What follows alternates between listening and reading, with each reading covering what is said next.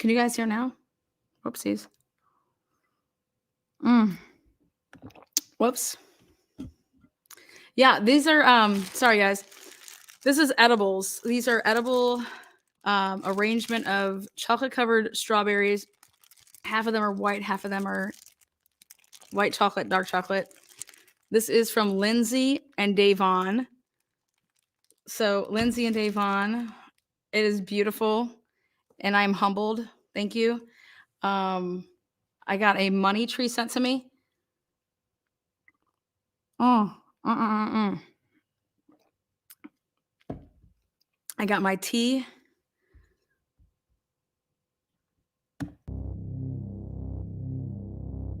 Never ever emerged from the basement room. Like, she never came upstairs. She left the home and was outside in the chaos in the front of the house, but never did go to that second floor, never did see the carnage. She wasn't part of the discovery of the bodies.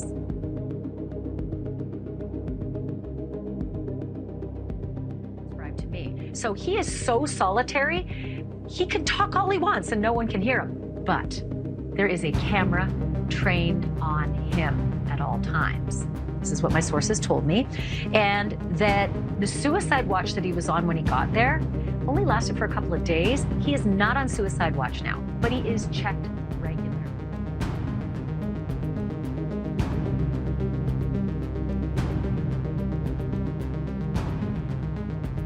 It's a very small school in a cornfield. So if you go there, you know most of the people within your study and pretty much everyone that goes to the school, and he was not known. Known or not, Brian Kohberger would wind up getting both his undergraduate and a graduate degree at DeSales in the studies of psychology and criminology, and that's where he came in contact with classmate Josh Ferraro, his future lab partner, who said this about Kohberger. At that time, I would have never said, oh yeah, that guy would do something like this. He may have been a little odd or a little off, but like other than that, you'd never expect someone to be allegedly part of a quadruple homicide, ever. And when Kohberger transitioned from undergraduate to graduate student at DeSales, he also switched from a major in psychology to a focus on criminal justice. While he had no official criminal record during his time as an undergrad and grad student, according to multiple reports, Kohberger would spend a lot of time at a bar called the Seven Sirens Brewing Company. According to interviews, he made multiple women uncomfortable to a point where a record of his interactions were kept, as his odd behavior was a concern to the staff. Now, being the creepy guy in a bar doesn't make him a killer, but the evidence that has come out was enough to change his former lab partner's mind. God forbid if he didn't do it, great, but all the signs point to that he did, unless this guy was miraculously set up, which is like a 1 in a billion chance. You know, no one cares enough about Brian Kohberger to set him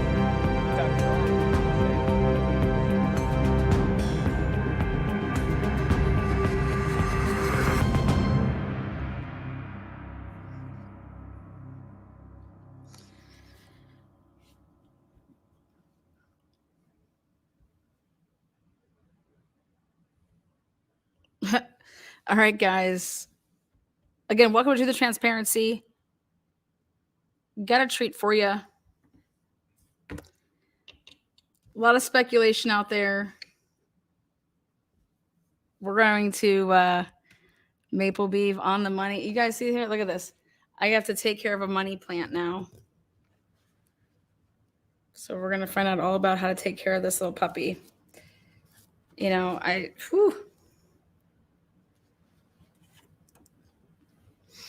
thought it was a weed plant. And I'm like, holy, who the hell sent this? I was like, I'm going to have to send that to Jay for justice. Anyways. Just kidding. Let's just jump right into it. Let's see. I'm going to invite somebody up here. Only one person is taking this link at this time right now. You're going to love that plant. They become like pets. Oh, God. They're going to have to sleep with me. Holy weed plant, right? It's definitely not a weed plant, but happy birthday, Lana. It's very kind. It's pretty.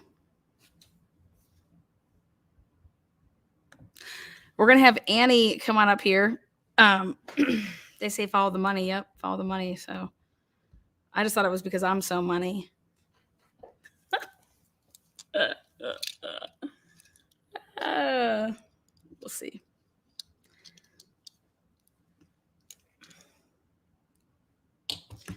Let's talk about the Idaho4. I know you guys have been itching to talk about it. Let's talk about it. Gotta have my game face on here for Annie. Oh, here we go. Hold on, let me remove this, Annie. How are you? Can you hear me, love? Hello. Hi, how are you? I hope you had such a happy birthday. I did. Thank you so much. Good. Thank you. Let's go. Let's go. So Annie sends me a couple screenshots, right? So what I'm going to do is I'm going to show you guys the screen. Yep. I'm going to show you guys the screenshots. And Annie's like, Lana, what the? Yeah. We got to talk about this. And I saw them and I was like, okay. At first you're like, I think these are photoshopped. And I'm like, I literally don't even know how to Photoshop. I said, is this photoshopped? I mean, what are you sending me here? So let me go ahead and do this. Yeah, I don't know how to do that. And everybody be nice to me. My oldest is in the chat tonight cheering me on. Oh, yay. See? You bring all the love up in here. So yeah, we're going to decipher between, let's go back to the beginning here. Let's take a look at for me, it's even more than just taking a look at the grub truck video for this purpose. It's for a couple of different things, which is I want to talk about who was all there that night. Did everybody come through the grub truck that night? Or do they have, lookalikes, things like that? So here we go. I'm going to show you guys some pics. All right, Annie, let me put this up for us. Did you have a good weekend? Did you celebrate my birthday? I had a great weekend. Okay, good. Let's see. All right. So here we go. How's that? Is that like big enough? You want me to go bigger? I mean, it looks good for me. I don't know about everybody else in the chat, but okay. I can see it all in my. Let me see what else I can do here. All right. So these are going to be some photos. This is from the grub truck. All right. So here's, Kaylee's over here, the little arrows on her. Who's she talking to right there, Annie? Like, who's with her? She is talking to one of her fellow sorority sisters, who I believe is Peyton. And Peyton she's part of the health and wellness department, right? Of Something to Do. Is that her title? I believe so. I'm not 100% sure. I know that I had taken some screenshots of leadership for the sorority, and she is one of them. Okay. And then here, so this is the Jersey guy right here, over Correct. there. Number 9. And then what do you think he's doing with his hands there? I'm not 100% sure. I zoomed in. To me, it kind of looks like he is rolling up a piece of paper. I don't know, rolling a joint. I don't know, playing with something in his hands. Just out there in the open, like we don't give a. Okay, so then here we have Kaylee. You can see, and then there's Maddie, right over here off to her left. Here's Jersey guy. I'm just gonna, and then I think that's the same. These are a bunch of different stills, right? So we're going through them. Yeah. So these are screenshots that I took from a channel. This isn't my video, obviously. This is from a channel called Port 21 Productions. And back when this all first happened and the video first came out, they were one of the channels that were kind of like deep diving on it, going like frame by frame. And I was just, I told you last time we spoke, I was kind of going back to the beginning and kind of right. So that's kind of how I stumbled onto this, was just a matter of me going back to what I could find to be the most original video, because the original Twitch stream video was deleted. So unless you can find someone who's actually downloaded, we downloaded parts of it. I gotta go check, but I think we have parts of it. We do. Well, the channel is 421 Productions. So if anybody, wants to verify it for themselves, that is the channel that this full video is from, where I grabbed these screenshots from. Okay. And then this is now, did you zoom out? Like, this is where we are. This is where it's like, okay, you think that these are a pair of pliers. To me, that's why I said in the email, like, what the F is he doing? Because to me, it looks like it's either some kind of tool, right? I don't know, pliers. I don't know what the hell it is. To me, it looks like he's grabbing her face with it. It made me very uncomfortable, to be honest with you, when I saw it. And I was like, no freaking way. But there's like a whole sequence, and I tried to email you these pictures in sequence so you can actually that's how I'm going. I think that's how I'm doing it. And see, like, look at everybody, like, look at everybody's face, like the people in the jersey. Everybody's looking. Watching. Yeah, everybody's watching what he's doing. Yeah. Is it, or am I crazy? Like, if I'm crazy, fine. I'll take it. I would rather, like, they said no stone unturned, right? So I agree with that statement, and no stone should be left unturned. I got a very uncomfortable feeling rewatching this video, seeing how everything plays out, seeing what's happening. Everybody seems to be looking at what's going on except for Kaylee. She's on her phone, like, the entire time.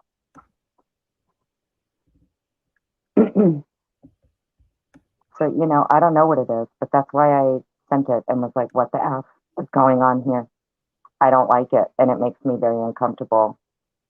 And I would feel like that person needs to be spoken to, maybe, about what they were doing and what all of these people standing around heard. Yeah, I think that, so this is what I went ahead and did. So when you sent me this, I'm just gonna show you what I did. Let's go back to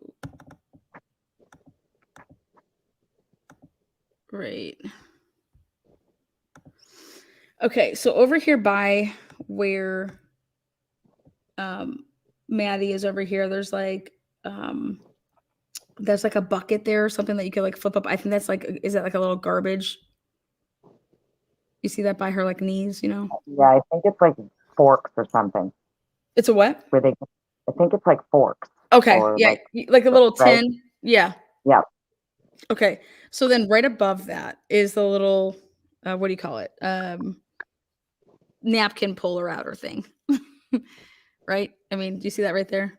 See how there's like a little bit of paper there? And then we were going back and forth on, okay, was this, see that you can see right there how it has some tissue out of it. Oh, see, to me it looks like her hair, but well, it so this is like the darker, like is it like the way she's standing or something? I don't see, then you could see it right. See how that's like but I will tell you this. So when I went ahead, so like, I mean, I was listening to what you were saying. And see, I could still see it like there in terms of like her hair is not that long. But that's like the napkin holder there still. Just want people to see like what we're okay. But then here, like, look at where her head is, and I don't know what is going on that's there. when she bumped him. But I'm breaking it down like frame for frame. Like, see how his hand though is higher than where the like, I think that was the moment in the video where it looks like he I don't know, it to me, it looked like he was like trying to put something in her mouth, to be honest with you, in the video. Like But, to hit it. Here, hit it. Like hit, you know what I mean? right. Yeah, I'm not sure. Yeah, so here you can here I'm rolling something. Here you go. Hit the I don't want to say like you could say blunt. I don't know if he was wearing a blunt though, if he was just wearing like a Would, joint. would she be exhaling and like we'd see smoke if she was hitting a blunt? Yeah. So then but the thing that we were trying to determine is see that it's like a Yeah. tool Right. to Oh, hit for like sure. off the joint. But like who That does all of this that in the never open like in my that? Why life. wouldn't you just hand somebody like you know what I I've mean? Like never in my life seen roach clips that big. um Like definitely a okay, J and a so I clip ain't now gonna that I'm lie. looking at it again. So basically we wanted you guys to, what do you guys think? But So to why me, is it he looks holding it by one handle? I mean, there's a lot of things. right. Well, even when you said, so when you first emailed me and you were like, I think it's the napkin holder, Mhm. I'm like, napkin holder? What the hell, Lana? No, that's not what I'm talking about, Lana. It's not a napkin But holder. that's what I was talking And about, right? See right there but though? I see what you're saying that Mhm. it the But so it's way higher. whatever that tool is, the clip thing, maybe that they use to pull the paper towels out of the dispenser. That I could see, but to me, it Mhm. looks like he's grabbing like her chin, like the side of her chin with it and pulling. That's what it looked like to me, honestly. That's why I sent it to you, and I was like, Mhm. "What in the crap See is like going on here?" right there, that looks like he's holding something and she's hitting it. That's what that looks like to me, is that he's holding, you know, uh, see that right there? Like, I'm gonna zoom in so that everybody can see this like way bigger. Okay. That he's given her, see that? Like That's where here. she bites. No, that's where she bites him. She doesn't take a puff off nothing because if you watch the video, like if you go to the video, not screenshots, but Mhm. the actual video, you don't see her exhale any smoke, nothing. And if she was taking a rip off of something, she would have to blow it out. So you There's don't see no any smoke. smoke. No, there's no smoke that comes from her at all. There is smoke that comes later when Maddie's hitting her base. But that's after these guys are gone and the girls are standing next to each other, like giggling. So at this point, at no point does she exhale any smoke in this video whatsoever. Okay. So this is how this is what we're gonna do. First thing we're gonna do is we're gonna talk about who's in the video. This is how we're gonna Okay. break it down. So let's talk about who's in the video. Who is jersey number 9? I have no idea. I was hoping someone else knew because I don't. Well, we're gonna play dumb. We're gonna act like we don't know. We're gonna act like we just saw this for the first time. Okay. Mm-hmm. So, oh boy. So if we saw this for the first time, this is what I would do. I would be like, okay, who's jersey number 9? Then I would say, who's the guy? Remember the guy that had half of his clothes off? Right. He's in the tank. Yeah, tank top guy. Yeah, That's right. exactly. Tank top guy. So we would do tank top guy, okay? And then let me just move on to this other. Just want to put this up too. Let's see. I think it's good for context too, for people to understand that number 9 is the person who in the video, if you're watching the actual video, number 9 is the person that Maddie hugs when they first get to the like they see each other and it's like, oh, bro, what's up? You know what I mean? correct. And then she goes back to Kaylee. Well, no sooner does that happen, but after him and Maddie hug, his buddy over here, number 8, runs off. He comes back later with a female who's with another female in a red backpack. Now, obviously, these screenshots, that's not part of it because that's not what I was trying to get screenshots of. Do you see what I'm saying? But for anybody who would like to verify for themselves, if you go back and watch the video, this is the person she hugs And there is a female who comes up and seems to get upset with him at some point, and she is with another female. She then later returns with the person who is speaking to Kaylee.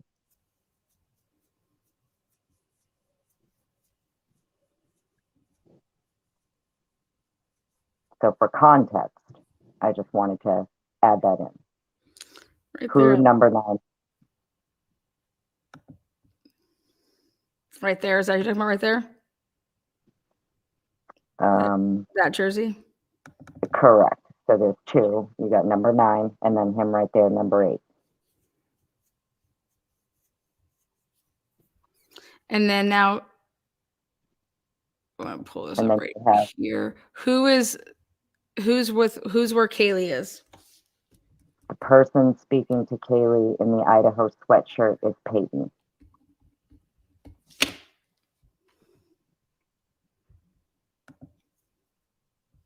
See, there's number 9. So there's number 8 right there. Just so people know. I'm just gonna show that. Okay.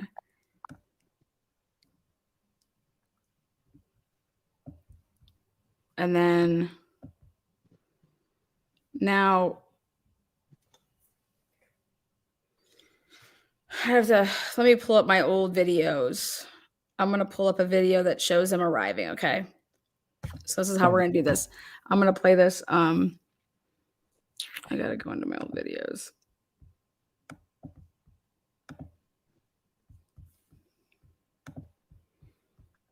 And I made sure I even sent you a close-up of the girl speaking to Kaylee, because she goes over at one point to the people who she's with in her group who order food. And they get a really good, she happens to stand like right in front of the camera, so you can't miss it. It's definitely her. Yeah, I'm just curious. Do they? There we go.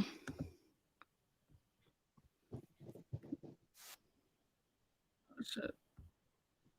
Hold on.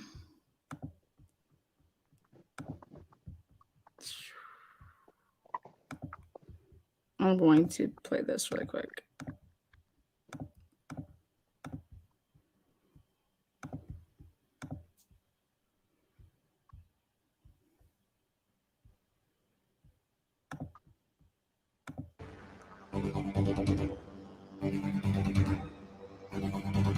Points.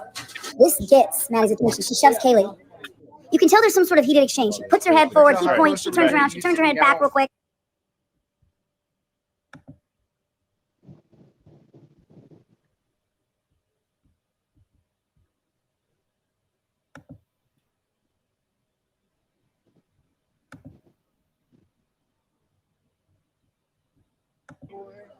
The fact that they get closer to one another, they're trying to be quiet. They're saying something they don't want anyone else to hear. So they're probably talking about the people behind them.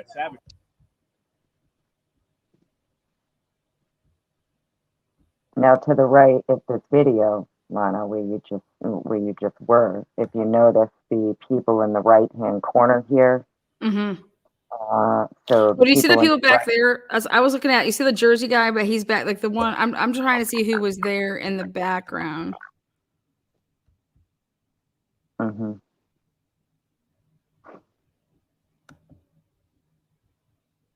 So this is at the end. You see this? So this is at the end. The So people they that are would in the put- background behind Hoodie Guy, at one point they're in the front of the truck because they go to order food. One of them does. And they're all part of the same group that Peyton shows up with. Yeah, let me grab let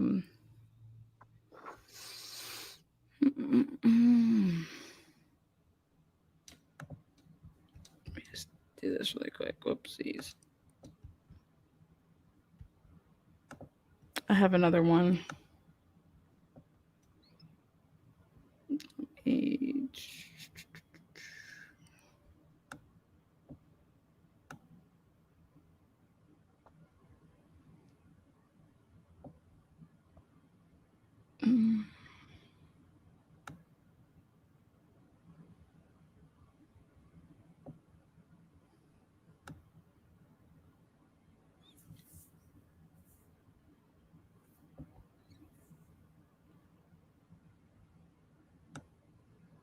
Shit, it's gonna be my fucking phone. I thought maybe I had part of the more of the video on my playlist here. Mm. It might be on this.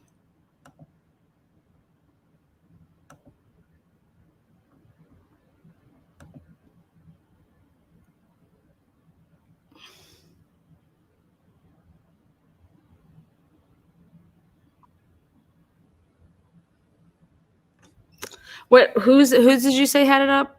If you It's called Port 21 Productions, I believe is the name of the channel.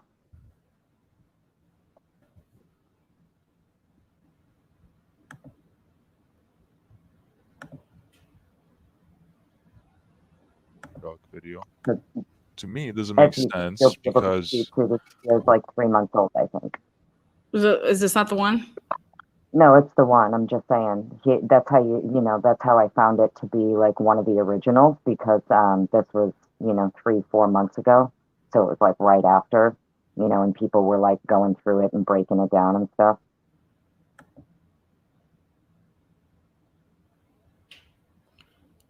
Okay, so now watch. they hug. Yeah, he's already starting to do something with his hand there. I'm just saying, if you can slow it down a little bit, you're gonna want to watch number 9 now that he's hugged her.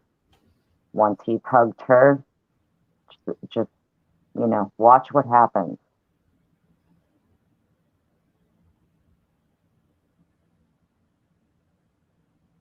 You're gonna see who comes in.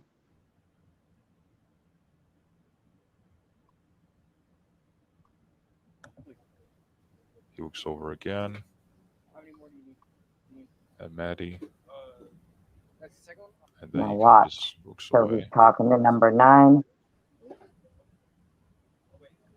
And then Number 9's talking to number 8. He 9 makes a sleeping sleeping motion. gesture after Maddie leaves.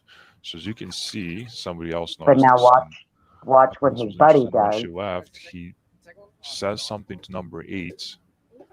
He looks back up at Maddie and he makes this gesture, whatever that is. I have no idea. Like a sleeping gesture. Okay, here we go. We keep going. That's his ticket, though. That's his ticket for his Well, then food. number 8 walk off. Buddy just left. Watch. He's walking off, walking off. Buddy runs off. Wait to see who his friend comes back with. Okay, so number 9's friends and girlfriend arrives. Right there. So number 8 goes, he just look. Maddie leaves Kaylee back and forth. Red backpack. Okay, so number 9's friends and girlfriend arrives. Right there. So number 8 goes, sees them, comes back to number 9. Watch. They come here. Maddie is stumbling. We can also see that Maddie is kind of stumbling, so she is drunk. She's pretty tipsy. Stumbling back and forth. Looks like number we see 9 there number is getting 8 yelled at. talking with the girl. And then we see the number 9 kisses a girl. Is that his girlfriend? Is that just like a friend? They kiss on the lips. And then she walks off.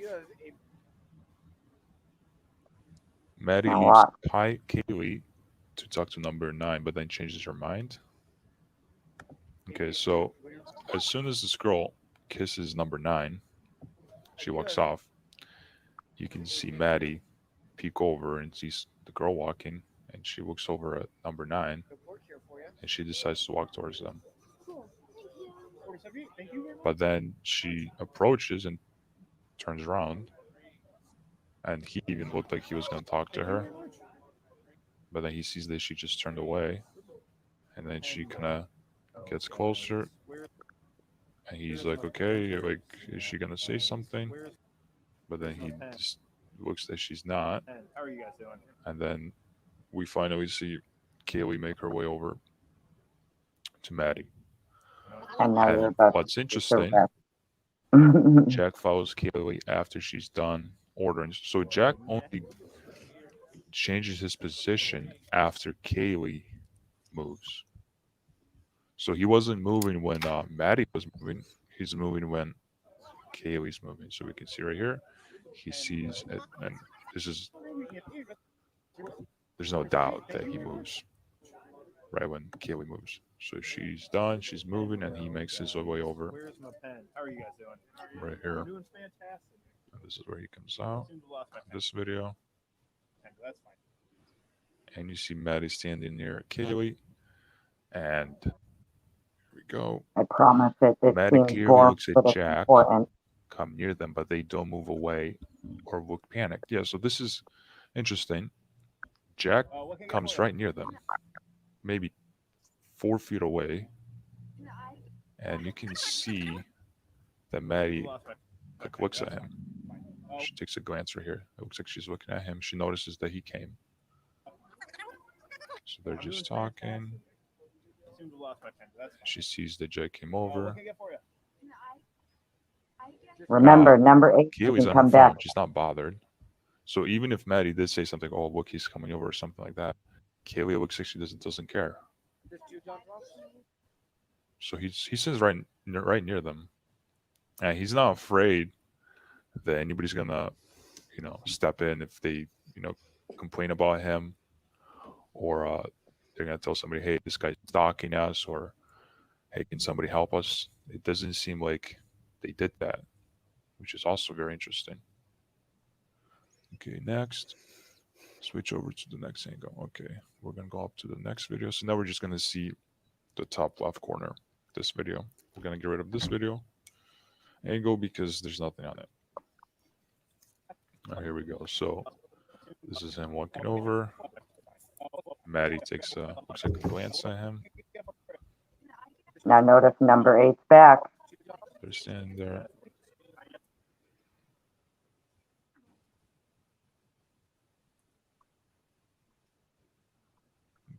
Okay, right there you could see Okay, Kaylee so has her ticket observe out. girl's He has her reaction. ticket. He has his Jack ticket. comes close to them. Those are tickets. They're not rolling joints. Well, no, I understand that. I'm ruling out everything. I just want people to see like ticket. They're standing there. Right. These aren't joints. What's happening? Now notice number 8's back. So they're not moving away. Watch. So people said, oh, he's stalking them. They were creeped out by him, or they're scared of him. I don't see that in the video. I'm just following the video. But they are not talking to him, which is also weird. Like, he's with them, he came with them, but they're not like engaging in conversation. So that is kind of interesting why that's not happening. Now look, everybody's looking around the side of the truck there, if you notice. Jack takes both his hands out of his pockets, Watch. looks at his phone. So people said he was holding a knife and he was trying to like hide his knife or something. Not everybody, just some people were saying that. I don't see that. So I don't see any knife, and he took both his hands out, so he's not like holding in his pocket. You can clearly see both his hands are out. Almost 2 pounds. Okay, then he walks over to the side. Maddie's now at the window, and Kaylee's on her phone. Keep an eye out. She's always on her phone. Mm-hmm.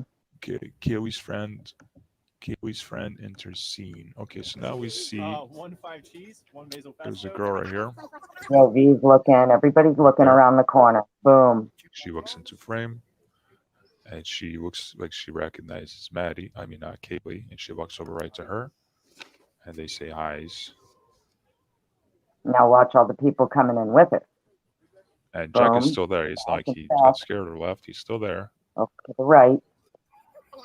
Another one there. Boom. In the jeans. Her buddy comes in right here in the white baseball jersey. Okay. Next, Maddie kisses, bites, or licks number 9's finger. Yeah, so I don't know if anybody else notices this, but when he goes to give his number or receipt, he Hands his receipt in, licks I his think, finger or bites his finger. because somebody's hand comes out. Yeah, Yes, he he handed smiles. his And receipt he in. acknowledges there or something. He handed his receipt in. And they start talking. And she smiles, she laughs. Let's see that again. Look at Yeah, that. so watch the guy's hand. The guy's hand from inside the window comes out. He goes in. And Jack is watching this too. See right there? There it comes. He comes and he grabs it. That's the blue. He has a blue glove on. He grabs What's his What's number, the? order he's number or grabbing the something. ticket from him. And you can see Maddie kind of like She like get bites his closer to hand. his hand. Well, I think it's just in front. It's in front of it. I feel like she bites his finger or something as a joke. And then she even like smiles. People have fallen over. And he obviously acknowledges it. So he gave because his ticket. That's what I think. He gave his ticket Sorry, And she looks at him. I'm talking to a stranger. Okay, so to the guy with the gloves on. Okay. Right, but the Next. Well, if he would just play it, then we could see like what's Jack he's talks about to get someone for the something. first time. So a guy number 8 who is possibly number 9's friend. So this is the first time that just a man. But he doesn't. Does he play it right there? He needs to play it. I think he's trying to fix it in the So this is video the or first something to time make that we it see bigger. or Jack something. actually talk to someone. Guy number 8. Here's the number 8 right there. Who is possibly number 9's friend. So this guy, number 8 and number 9 are most likely friends. So you can see Jack I'm doing talking with them. Yeah. See, he just gets his food. See, you can see him laugh. Somebody made He a hands his remark. ticket in. Looks like they're both talking. Kaylee doesn't seem to mention. Now, as far to as her everybody phone. I also else wanna, that was around, I mean, say he just that hands his ticket in.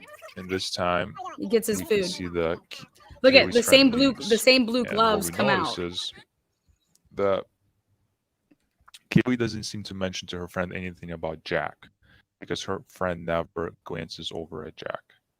If Kaylee told her friend. Hold on one second.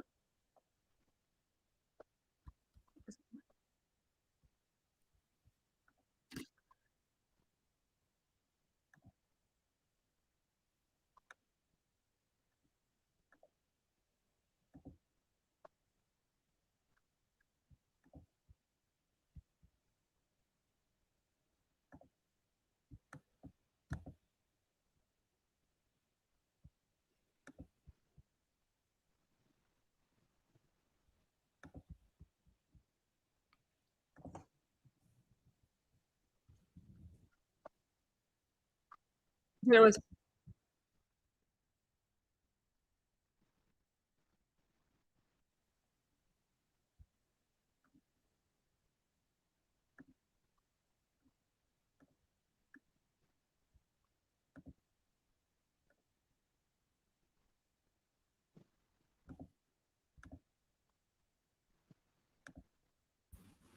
Jack is still there.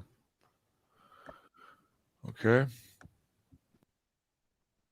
Mm-hmm.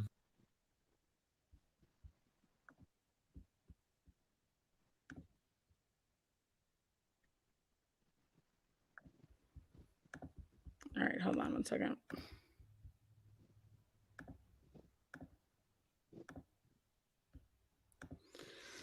Okay, yeah. So I believe that 100, he turned in his ticket. That's what the blue. I want to try to show you the blue. That he's looking at his ticket. I want to show you the blue though when it comes in her face.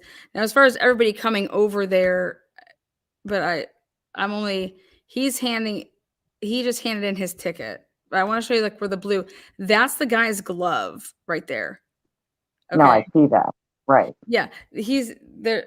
That's nothing. But what is that thing? Amy, I I don't know. honestly like he like grabbed- I don't think it's anything. I think that however when you're enhancing something and it's black behind it, you know what I mean? So it's like, but there's nothing there. Like those are his blue gloves, and Oh, that right. that to me is nothing. We just watched the video. He handed it. He didn't have anything up to her. So like that's his ticket. Well, like no. I just think that when this got zoomed in, like I'm saying, when you're looking at the back of it, if you were to zoom in on something and based on what's behind it, it's going to hit it harder behind it. So I think like the zoom in on that is just that being from the black behind it being a dark area. But that blue, because I was wondering, I was like, why is her face blue? Like, I wanted to get to the bottom of why her face was blue. That's Oh me. no, I knew it was no. I knew the blue was the guy's glove from the food. Well, but I truck. didn't. I wanted to know, like, if that happened when it. So it was. There was no joint. In fact, that was his ticket. He hands his ticket in. Yeah. He gets his food back, and I think this is just, you know, the shadow from behind. I don't think that it is anything sinister as far as like a. And I think the video actually like shows that more. But as far as all those people coming, I would want to see, like, did they order blah blah. I think everything about all of the night is weird. But all of our nights are always weird, like when you just get bits and pieces. So for me, if someone was to be like, well, but you stop, like, okay, so I just went out for my birthday.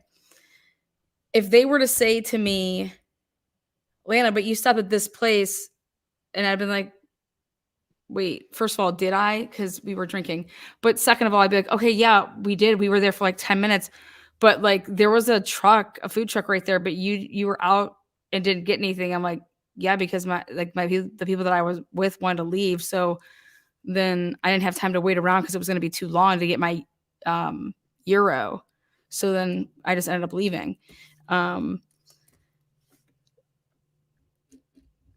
So for me, with everything with the food truck, again, this is just me personally. I think this ended up getting blown out of proportion with everything with the food truck because the police made it seem like Maddie and Kaylee arrived at this place by themselves, and that this dude arrived kind of at the same time, and that he kind of just lurked in the background. And it made everything about this video like under like. Well, that's kind of what made me focus on other people in the video rather than Hoodie Guy, because everybody else was looking at Hoodie Guy. I think that you play To me, you show the Adam video without even audio, and everybody would have seen that Showalter is walking with the girls to, and then the next thing would have come out like, okay, where are they walking from? You know what I mean? Like you see them walking, then everybody want to try to figure out where they're walking from, but that was already out there. And that they were at like Corner Club. You know what I mean? I know me personally, I was like, okay, did they walk from Corner Club to come to this grub truck? You know, you're going to tell me if they walked to the grub truck, then back to where their cars were? Did they have a driver? But yet if they walked, you know, did they have a driver that picked them up from the Corner Club, then take them to the grub truck, then wait for them, then get, you know what I mean? Like all of that type of stuff. But then if he was supposed to give them a ride, the big thing that to me then it came out was well, if he's going to give them a ride because he wasn't drinking or whatever, then why would they just dip out on him and take their own ride? You see what I'm saying? So that's how I was processing all of this. I broke it down to not only just like what Showalter can be watching them to make sure that they're safe or whatever, but I think for me it was why they dipped out. If somebody was like making sure that they were safe and okay, you know, and in fact, if he didn't drive, then they just would have left him versus saying, hey, Showalter, like, come, you know, here, we got a car, like, we can give you a ride as well if y'all are friends. Like, why would I leave? If I'm friends with you or you're friends with my boyfriend, I would, and you're just like making sure, like, well, hey, I'm just gonna make sure you guys like I'll walk you guys down there. You know, there's nothing weird about that. Like we were walking with him. So think about that. So I think where it gets weird for me is now after seeing them walking together and them there is that then he must have had his car there is my point. He had to have his car there. And that's why the girls were just like, well, we got a ride, you know, we got a ride. Now, did they in fact order a ride, or was there somebody just there and they just hopped in the vehicle? Like that's all going to come out. But why he would just quote unquote get left, it's like maybe he didn't get left. He actually had his car there. So it was like Right. they feel like they were leaving him because his car was there. Well, but who's at the corner club? Think about this. Who's at the corner club with a vehicle? All right. And walks down, then their vehicle would then be up by where the corner club is. So why wouldn't Jack Showalter walk then towards, like he was walking the wrong way from where my understanding would be that you would come from the corner club. But also did his friends, was he like texting people and like he knew that they had just left and he was going to try to catch them around the corner because they parked over there. But nobody would park where Jack was walking, Showalter was walking, if your vehicle was up at the corner club. If that makes sense. Mm. So where was he walking? Like I want to know where Showalter was walking to, because I don't believe that his car would have been where he was walking to. Mm.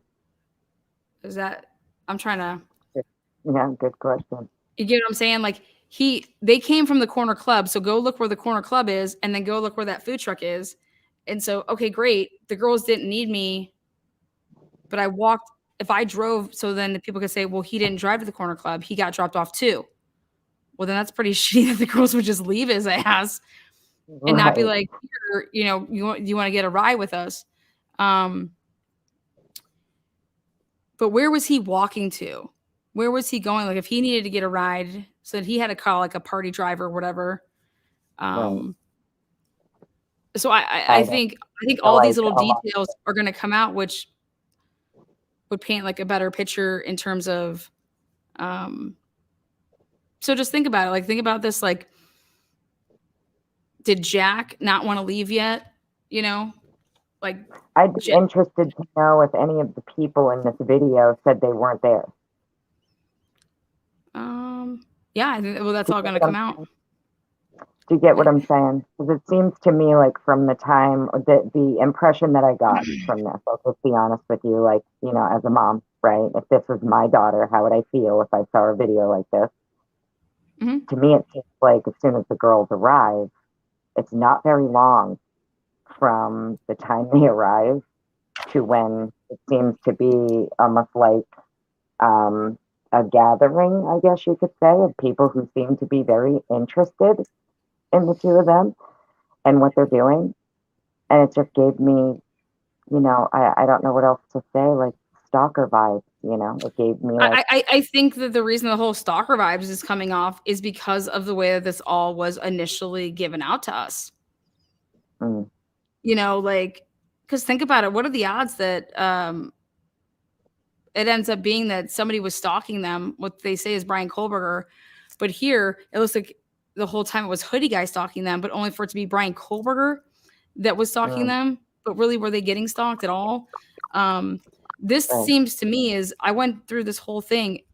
A lot of business over there lost, like everybody that owned like a bar, restaurant, people had a hard time making it through COVID.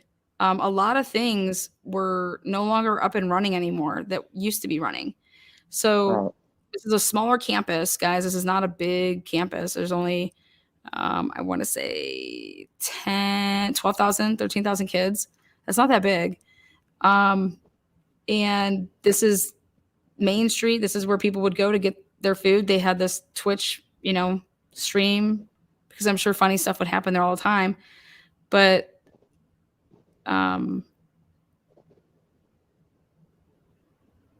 don't think that this video would have been anything more than a video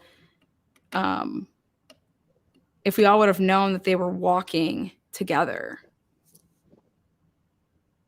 And people would end up, I wouldn't even want to say, like, even if people were meeting up there, like, what better place to, I guess.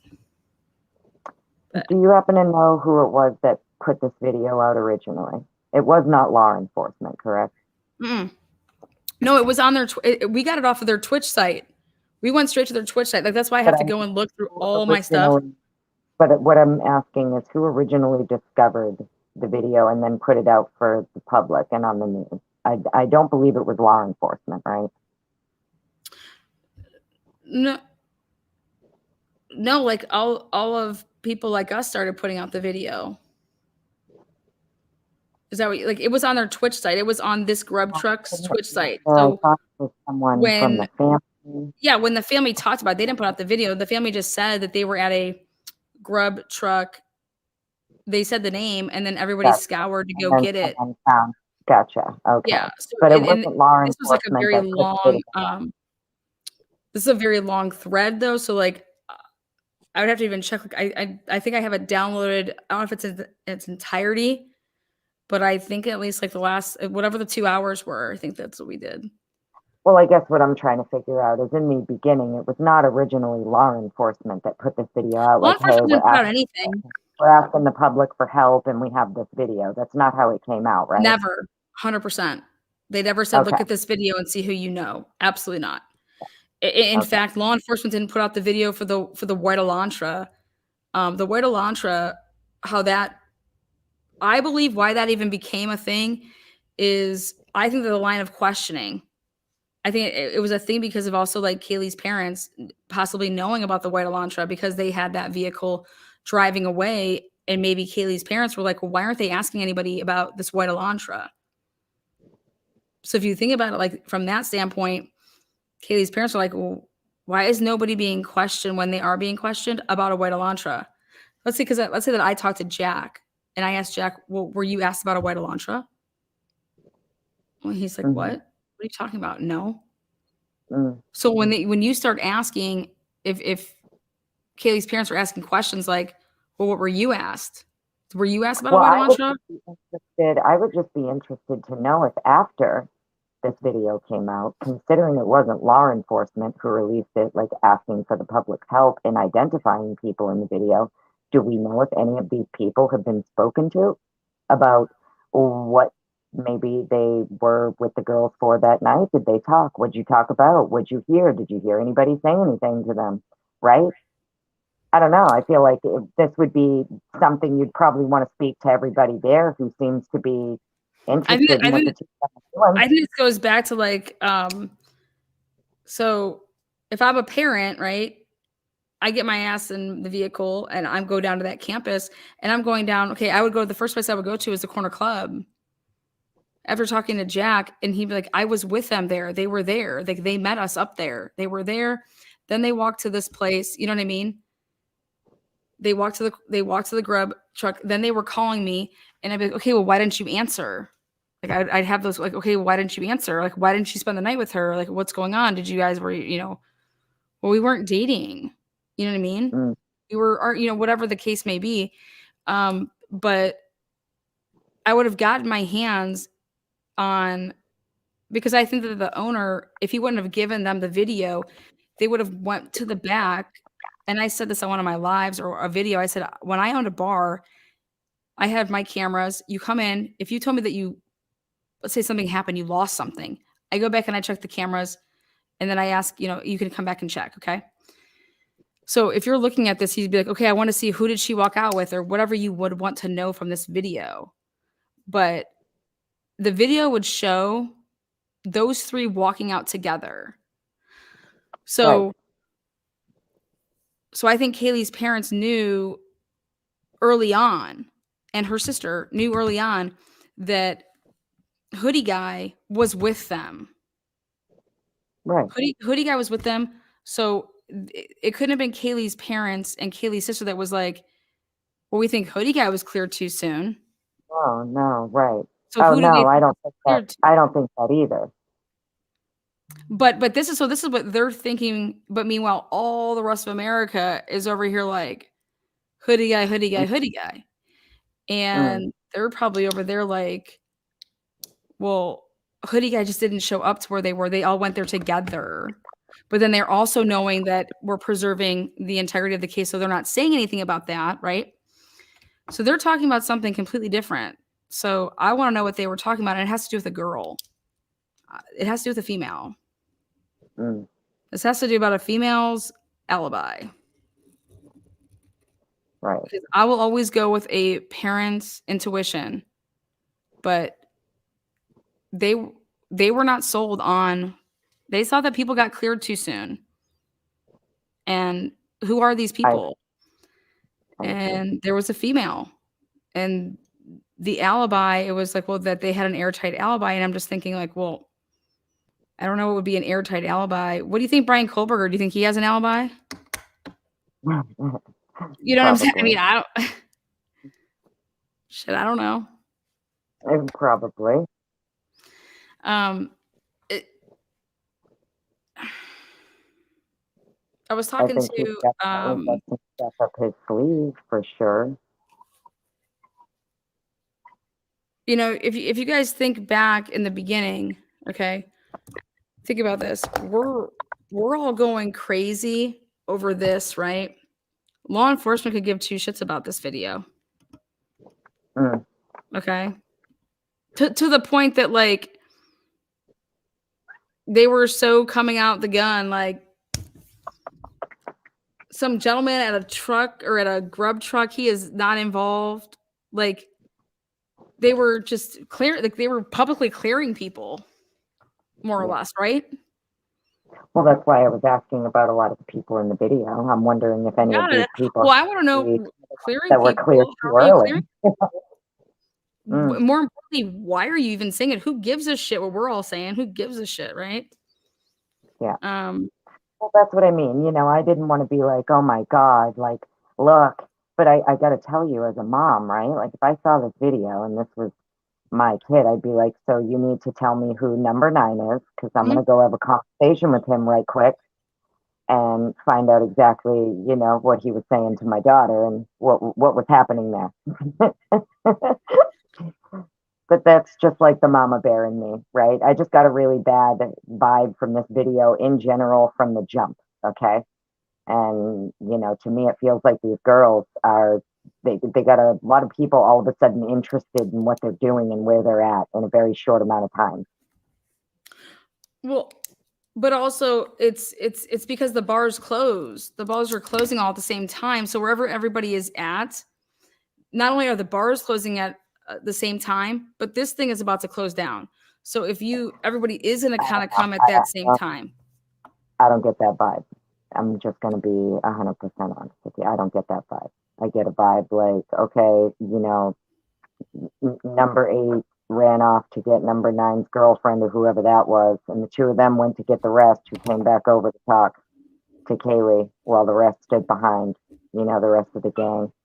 A lot of the people in the video are sorority and I feel like it's a bunch of like drama ass stuff, right? Like, well, even, so, like this even whole if like even if it is drama ass stuff, right? We've talked about this before. This is, to me, this is we're, you know, looking into what happened to these 4 kids, a quadruple homicide, and within a few hours before, you know, I'd want to know every single person in the last 48 hours. I agree.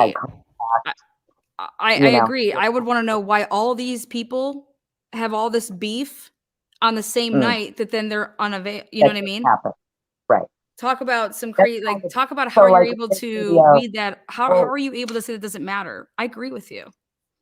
Well, that's what I mean. If this video was from, say, 2 weeks prior to the crime, okay, maybe it's, you know, I would not consider it irrelevant. But considering within just a couple of hours of this video, you know, is when it happened. I guess my thing is that I thought everybody was at a Sigma Chi party. So if everybody's at a Sigma Chi party, why is everybody Apparently here? Right. Well, because it seems like maybe that's where they came from, actually, to head over to the grub truck. Maybe they had to haul ass over from the party. I'm not sure. And then I think for me, I want to know if these people were how old they were. You know, everybody obviously want to be able to identify everybody in the video, and they'd be able to do that. That's what you would think if you're tracing back people's steps that night, especially when you got, you know, it's not just one person that was killed; it was 4.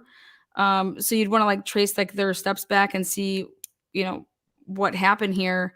But for them to immediately get on somebody that was quote unquote nobody that they would have known, like when you say the name Brian Kohberger, nobody knows that name, right? Mm-hmm. Right. So I guess for me, that's what I was trying to explain to people that I talk to, and I say like, how long would it take you So I asked this question tonight to John, who was on Bella's channel. I said, how quickly would you talk to everybody that was in that house when 911 was called? How soon should you have known who was in there and talked to them and interviewed them? Like, how long do you think that would have taken? Because on November 16th, when Fry is talking to all, the public, and they're asking him stuff, and he's like, I don't even know that answer. I don't even know. And I'm just like, no report. No report. And then I hear things like, well, but he's not the investigator. He's just the chief. And I'm thinking, okay, then I guess why is he doing your press conferences? But I mean, I don't think that people should have to like brief like 50 times a day or anything like that. But you would think that you're gearing up for your first press conference, Right. You don't know who was in the house that could have possibly contaminated your crime scene. Like what? Right. Exactly. And then right. I think more importantly, even that is, well, when do you plan on interviewing these people? And so what I was told, today was like, hey, it may take you like, 1, 2, 3, 4 days until you ever, talk to them. Because I said, well, the people that were there, like, what's protocol? Like, what should have these guys have been doing that were like there? Do you say, okay, hey, everybody that's here, I need you guys to, are you guys willing to come down to the station? How soon do you get out the, we're going to need to talk to you. Right. Well, but also you have a crime scene log. Like you have to start taking inventory of who these people are. Yeah. And I'd be interested to know if by chance, if any of the people in this video maybe were in the house that morning. Were they any of the people that were summoned to the home? Were they any of the people on the 911 call? Know what I mean? Oh, yeah, 100. It's like these are the questions that I'd have if this. Yeah, and these are the questions that aren't being answered. These are the I want the protocol. I want what's protocol. What's protocol? So if like I was, no, I don't work for Moscow Police Department, but right. Hey, all of you law enforcement out there, what's protocol? If you are the first on scene and you got people, if you got people that are there at a crime scene and inside your crime scene, you can't tell me that they're not witnesses in some capacity. So what's your protocol? Mm-hmm. Right. I mean, what's the protocol? Like, and so when you ask that to somebody and all law enforcement, this is what they want to do. They want to tippy toe around this because, well, I'm not going to be out here bad rapping another officer. Fuck that. I'm asking you, what is the protocol? If I was to go through your fucking academy, what would you teach me to do? What's your protocol? Right. And furthermore, was protocol even followed that day? And if not, why? Right. I mean, look, all I know is that, I saw this shit today and I was like, oh my God, are you kidding me? Am I seeing this with my own 2 eyes or am I absolutely insane? So you know what? I'm glad I'm probably just crazy and I'm okay with that. I'd rather it be that than what I originally thought it was, which was this person physically intimidating her with some kind of tool because I was like, I'm going to lose my shit. This ain't even my kid, but I'm going to lose my shit. Right. It made me feel some kind of way. We'll just say, Yeah, absolutely. How about this? And Dawn Daniels. I'm not a YouTuber. I have no skin in the game in this. Okay, I ain't trying to get famous. I love you though, Annie. That's why I wanted you on here. We could talk like brains. You know what I'm saying? Like, woo. Yeah, I hope everybody knows I have absolutely nothing to gain from this whatsoever. No, this isn't a job. This isn't my, this ain't what I do. I'm not a YouTuber. Don't plan to be one. I'm not looking for subs or followers or likes. That's not why I'm doing this. Annie's the real deal. I just want these kids, whoever was involved with what happened to these kids, whoever it is, I don't care from the top 100. To the bottom. they need to be brought down for it, period. So it doesn't happen again. Because Yeah. if you don't catch the people who are involved and you don't take care of it now, it is going to keep happening. Yep. There are kids on college campuses who have people who are abusing their power with them in some way, shape, or form. And then you have this end up happening. 100. And it's absolutely disgusting. Again, I think this just goes back to, how do you get to Brian Kohberger when you have all of this shit to sort the fuck out? We know how they got to him. And I know Right? you know how they got to him, and I know how they got to him. And you know what? I'll come right out and say it. I think they got to him when they first stopped him in August. That's the moment. Whatever he was doing out there, they didn't like what he was doing out there, maybe. And maybe they decided, hey, you Whatever know what? he got called in on. Uh-huh. Right. So I have my own theories about that. But, you know, we've talked about this before. I try not to fall into my rabbit hole. And I No, just you're want to try fine. to, you know, what I'm seeing with my own eyes. And what I'm, you know, to me, there's a lot of very questionable people that were at this grub truck. Whether or not they've been questioned, I don't know. But maybe the family's private investigators should maybe have a talk and a conversation with some of these people, is the point I'm getting at.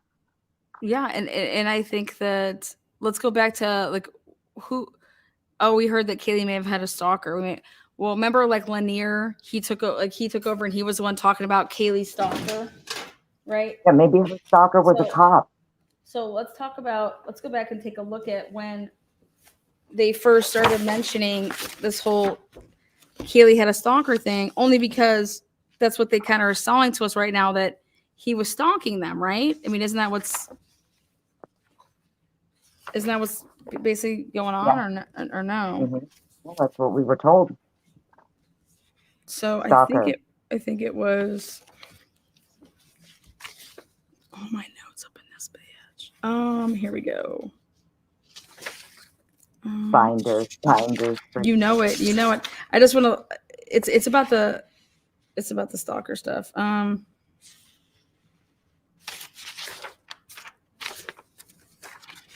mean, I still can't believe the house remains an active crime scene. You're not gonna. Mm-hmm. While it's an active crime scene, you're giving Bethany back the shit. Okay. Makes perfect sense. Okay, here we go. Investigators have looked extensively into information received about Kaylee having a stalker. They have pursued hundreds of pieces of information related to this topic, but have not verified or identified a stalker. Anyone with information about a potential stalker or unusual instances is asked to contact the tip line. Now, this was from December 6th. So, and you have to remember that I just looked at the dates. You know, they know Brian Kohberger's name by November 29th. Did they know it earlier? You know, but they at least know it then. When was the first? You know, I still go back to November 20th. And on November 20th, they say tips. Detectives are looking for context to the events and people. People is a plural word. People involved in these murders. I mean, it's right there in black and white. Mm-hmm. Anyone who observed notable behavior, has video surveillance. At this time in the investigation, detectives do not believe any individual at the residence when 911 was called is involved in the crime. Now, this is November 20th. This is the same day that they had the second press conference. And go back and listen to those questions. I don't even know that. You know what I mean? Like, what? Like, we don't even know who was all there. But yet, so on November 20th, you do know who's all there, because you're saying that right here. At this time in the investigation, detectives do not believe any individual at the residence when 911 was called is involved in the crime. Well, I want to know who you think was at the residence on November 20th. Who do you believe was there when 911 was called?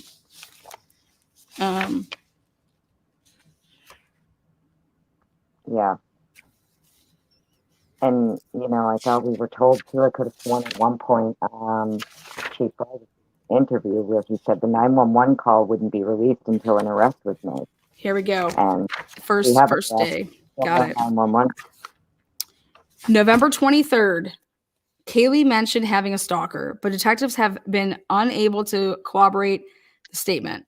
Investigators are requesting anyone with information about a potential stalker or unusual instances to contact the tip line. November 23rd is the first day that they put that out in a presser, and that is the last actual TV press conference that they have was on November 23rd.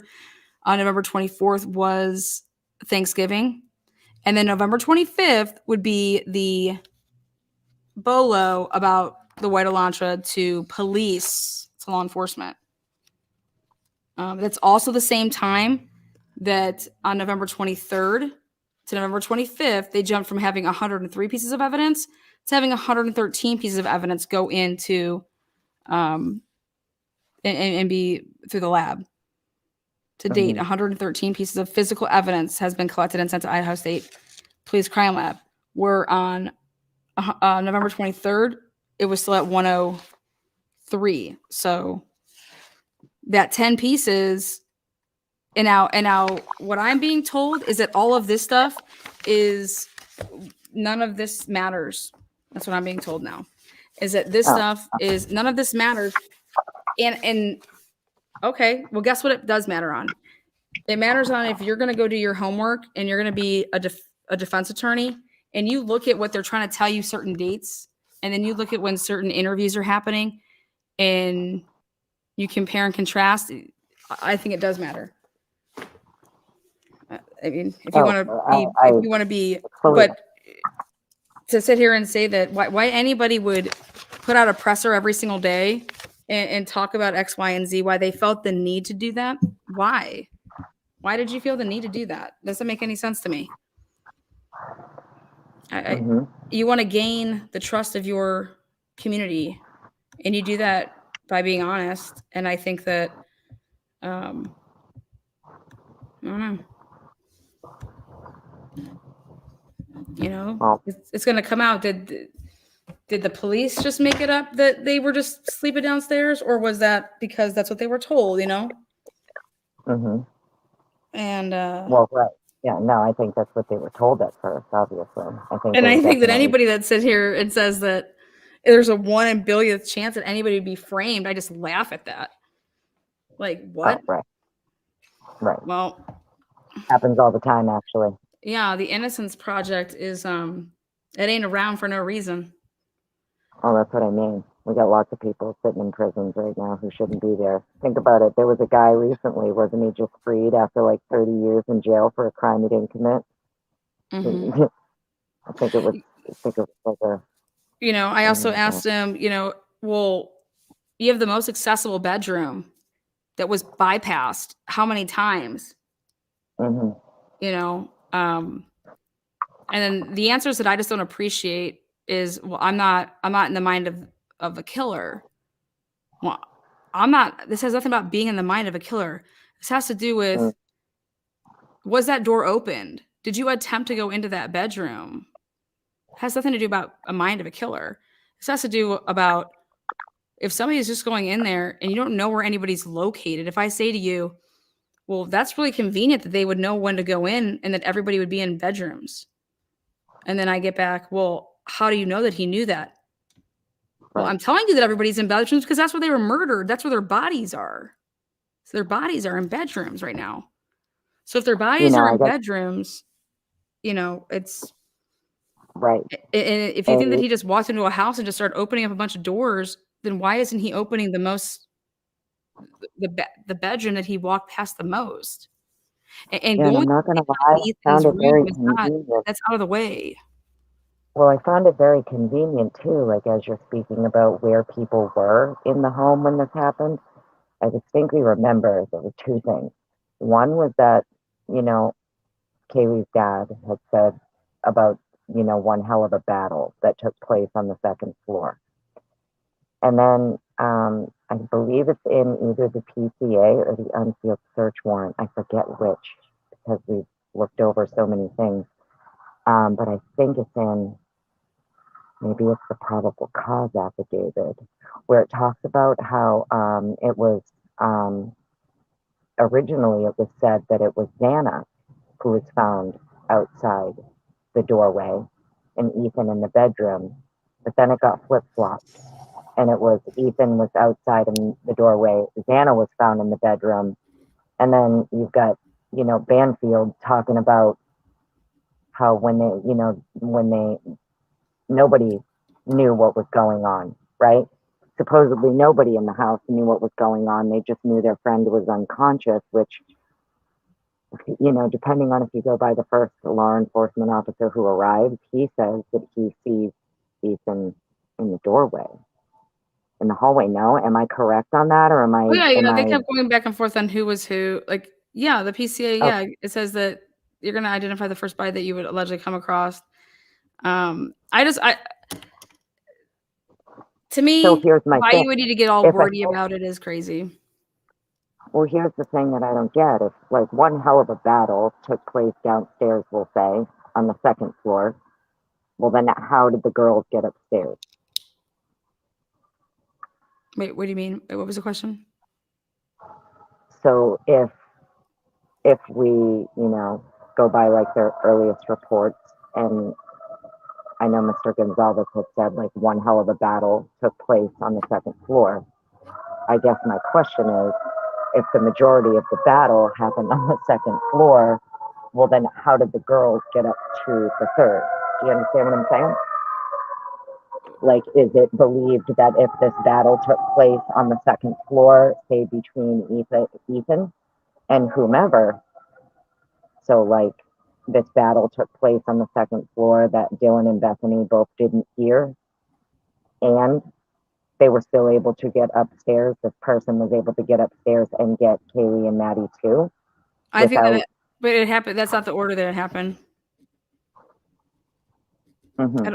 I believe that the order that it happened was Maddie and Kaylee were already dead. On the third floor, you think they were 100%. on the third? Okay.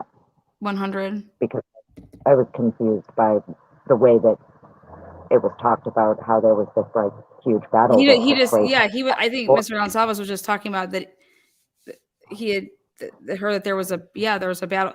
That's because I think that those people were awake, versus people that would be laying down. Also, like, as to how there could be a battle between anybody, regardless of whether they were last or first, and no one heard it. I think, what are the odds that you walk out of a bedroom 3 times and you don't see? You didn't see Xana or Ethan walk by somebody to go get the DoorDash, then come back upstairs with the DoorDash, or did they ask the DoorDash to walk around to come through the slider? I mean, for as many times as that door was opened and allegedly closed, go close a door. Go close a door and see if that's heard. It's heard. Right. I mean, you can hear it. You can hear doors closed.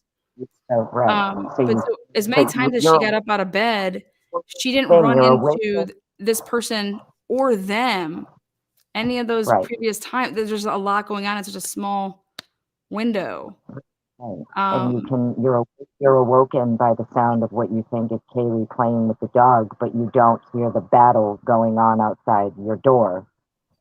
Well, and if you're going in there just to kill one, if you're going in there with the thought of killing just the one person, and you didn't realize that they'd both be in the same bed, let's say, okay, so you would normally think that if on my way down the stairs, I then came across and had to run into somebody, and then you would expect for that to happen like right there, right? Mm-hmm. Not that I'd go over to their room. So I believe that if you're only going in there to kill, I was asking the detective, so I've seen it. He's like, I've seen it before where somebody's only going there to kill one person and ends up killing multiple people. Okay, normally that you kill multiple people is because they got in your way in some capacity. If you didn't go there with the intentions to kill them, then they got in your way somehow. Meaning, like, when you were about to leave, you ran into them, or Mhm. or even like if you were when you were coming in, but either way, if you had no, I went there to kill this person while I was doing that, and I came downstairs, then I was met with somebody coming, let's say Ethan. Let's say Ethan took Xana's food and was like, here, I'll go put it in the kitchen for you. Okay. So then he walks out of the bedroom and then is going and comes down, sees this guy, and then what? Ethan just turned and ran, and the guy and the kid chased it. But you would expect Right. everybody is in their own rooms and where they kind of belong to be. And I think my thing is that when you're talking about such a small, narrow window of time, for me to ask an investigator to say, how did Brian know that they were all in their rooms at that time? How was it perfectly placed in this PCA to say that everybody was home by 2 and everybody was in their rooms by 4? Okay. Like, first of all, who gives a shit what time everybody was home? Does that have anything to do with, why you're arresting Brian? But how did he know that everybody would be in their rooms? Because Right. if everybody's in like the same room, it's going to be a hell of a lot harder to try to take on 4 people, 6 people. And then I said, well, and why would you ever leave 2 survivors, aka 2 witnesses, especially somebody's going to be there to identify you? And that's the whole reason that he was arrested, in a sense, is like, this is an identification. And then to hear, well, how did he know that she saw him? I was like, well, what do you think? She peeked out the door? Because don't pull that ID shit on me where you think that if you have nothing to be afraid of, you open up your door. You're not peeking out your door. Why would you peek out your door? There's nothing And to be not only afraid that, of. Nothing's there's happened. nothing to be afraid of. What are you in a frozen, shocked face for if there's nothing to be afraid of? Well, but I'm even saying before that. Well, Why would anybody open up their door to peek just a little bit to peek out? That doesn't happen. There is no reason to do that. If you No, were you're not peeking out your door if you don't think anything is wrong. exactly. Right. Exactly. So for anybody to say that, well, By no, the third time you peek out your door, supposedly, by the third time that you peek out your door and you don't think anything is wrong and there's nothing out of the ordinary happening, how are you in a frozen, shocked phase from that point? You've seen nothing. You've witnessed nothing. You've heard nothing unusual except someone playing with their dog and maybe Xana, saying something. But the whole scenario, the entire statements from from this witness, it doesn't even make sense. It feels exaggerated or embellished, or I don't know what other word to throw on it other than and that. this just goes for all these people that have these everybody that has even like when I have Scott Roeder on, Scott Roeder will say, like, we don't know if you want me to talk about a case, how do you, all these people that they just, I have this person on and they're a person from, let's say, the Atlanta police force, and they've been with the police force for 40 years and da, da, da. Okay, great. Awesome. But if you don't give them the stuff and they don't know the case and they don't know everything about the case, then, well, what's going to look off to this? What's going to look off to somebody that hasn't looked through everything? Like, it was like, okay, yeah, they served some search warrants. That's what you would do. You would serve all those search warrants. To me, there's nothing off about that. That's not anything that I would have a question about. Nothing about that at all. My questions have more to do with the steps lead up to how they got to him. My stuff has more to do with that you have a house that 5 people, 6 live in, as far as I'm concerned, because Ethan was probably there all the time. And you got a guy that's just going to walk in and think about this, guys. If he kills Dylan, do you think that he's caught right now? Because then what is it? Think about this. Take out Dylan saying anything about that. Mm-hmm. Then what do you got? Mm-hmm. You still have a white Elantra, but No, if you don't have bushy eyes. You well, don't have listen, bushy if you take eyebrows. Dylan out of the mix, then the I hate to say this, but if you take Dylan out of the mix and Bethany out of the mix, then you don't have the victims' phones. You don't have the surviving victims' phones, we'll say, because they call them survivors. So if you don't have those two, you don't have the survivors' phones to go by for the time of the crime, when you should be using the victims' But phones why to are go by. I just never, I don't understand how you're not using, There's no reason that they would not be using the victims' phones to figure out the time of the crime unless the victims' phones don't corroborate the 4 a.m. time. It doesn't make any sense. I think when you take the totality of everything, anybody that's going to sit on the opposite end and say that this case seems kosher, okay. I'm going to sit here and tell you that I don't need to be law enforcement. I don't need to be, my brain is telling me that no Right. way does any of this seem logical to me. And Like it's not even standard about the protocol. logical. It's not about a sociopath or a serial, I'm saying in terms of even somebody that would be full of adrenaline after stabbing people, you would then, if you're so amped up like that, what the fuck? Then why aren't you opening up the door to go into Dylan's room? And how do you know that no one's in that room? I don't know of, and I'm not a law enforcement official, and I don't claim to be one. Okay, but I also know that I don't need to be a law enforcement official to understand that when law enforcement officials arrive to the scene of a quadruple homicide, 9 times out of 10, investigators, the first thing they're going to do is figure out exactly what the victims were doing last, not what the survivors. Yes, they're included too. You're going to download their phone. You're going to digital dump their phone, but you're also going to go by the victim's phone. So it makes no sense to me that out of the 6 people, 4 of the victims whose phones they should be using to figure out a timeline, an accurate timeline when this occurred, instead they're going by the 2 survivors' phones. It doesn't make any sense. Why would you not be using the victim? Why would you ever tell the public? And you don't need to tell, they don't. Why are you feeling the need to every single day put out a presser? You don't have to do that. That's not requirement. Nothing about that. Like, why did you feel like you had to do that? To the point that now you're going to have to explain why you took the extra time to sit down, in my opinion, with your PR police person and said, okay, this is how you will write this up every single fucking day. And here, you can do this, what are you doing? Why are you doing that? I think honestly, to be honest, how much pressure are you feeling?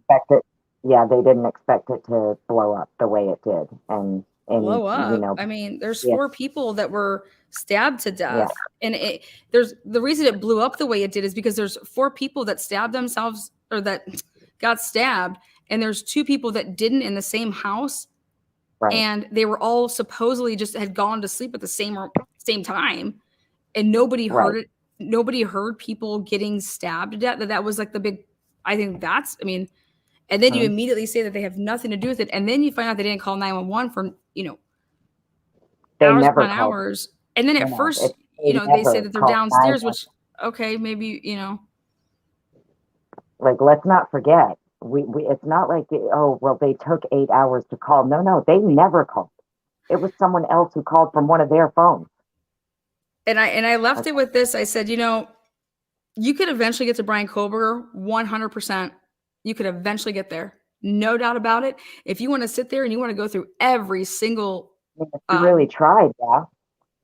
Yeah, if you want to sit there and go through all this video surveillance and you want to do all this, pinpoint this, do this, could you get to Brian Kohberger eventually? Sure. But I'm going to tell you what, it ain't going to be as quickly as you did. I don't care how much shit you're using. I don't care how much technology you have. I do not care. There is no way that you were getting to Brian Kohberger as quickly as you did. Do And you guess wanna what? hear And if you something? can, then what the hell is going on with all these other cases? If all this stuff is available and you were able to use it on this case, then why aren't you using it in other cases? Mhm. You know, like Do you want to hear something that's probably going to make you laugh so hard?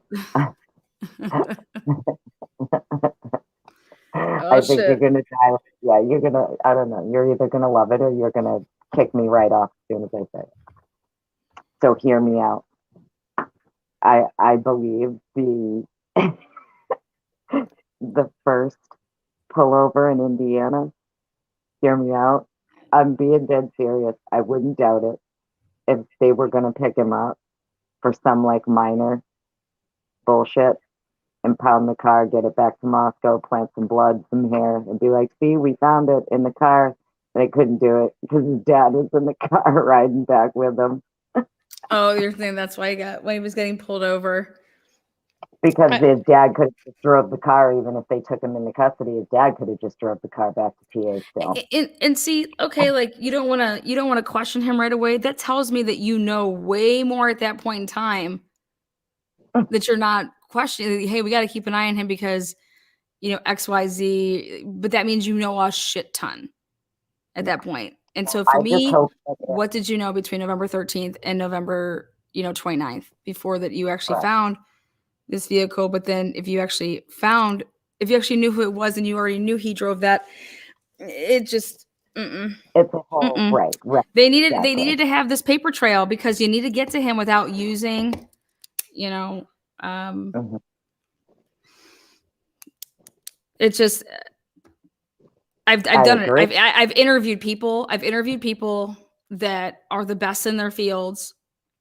And it's like anything, Lana, I can't speak on something that I don't know it. Like I can tell you certain things based on certain questions, but there's no way that I can sit here and tell you certain things as well. So when people are like, that's just why I think it's crazy when we see them interview people out on mainstream media and they're like, all right, I'm talking here to 25-year-old vet and it's just like, okay, are you guys talking about protocol? Because then let's talk about protocol. Let's talk about it because this was protocol here. Mm-hmm. I don't think it would be protocol to I get that you can't make people go down to the station, but you better be getting everybody's names that was there and you better be talking to these people. I mean, but then they're saying things like, well, I wouldn't want like a rookie interviewing anybody. It's like, what? No, these aren't rookies that were sent there. I mean, why would rookies be there? Mm-hmm. How long is, I mean, I got to tell you, I can't wait to find out what the hell they did from once they got to that house until the coroner didn't even get in there until 5:30. So I want to know what went on between noon and 5:30. Mm-hmm. Well, that was the other thing too when you're talking about protocol, because even I myself kind of did a little digging as to like what's protocol, right? When a patrol officer arrives at a homicide, well, they're not to touch anything. That's number one. Literally, number one, don't touch anything. And as you read through the PCA, you find out that like there are people there touching the victim's belongings to identify them. So they're like rummaging through things, looking for IDs or whatever, but they're not supposed to because at that point, forensics and the coroner have not arrived. So to me, you have steps that weren't followed, right? And I don't understand why. There's certain protocol that's supposed to be followed, like even the Gonzalez family being notified at 4:30 of what happened, but yet the coroner didn't declare deaths until 5:30. I don't understand who broke protocol to notify them an hour before deaths were even declared. Right? Or am I wrong? No, on I that? think it's all wild.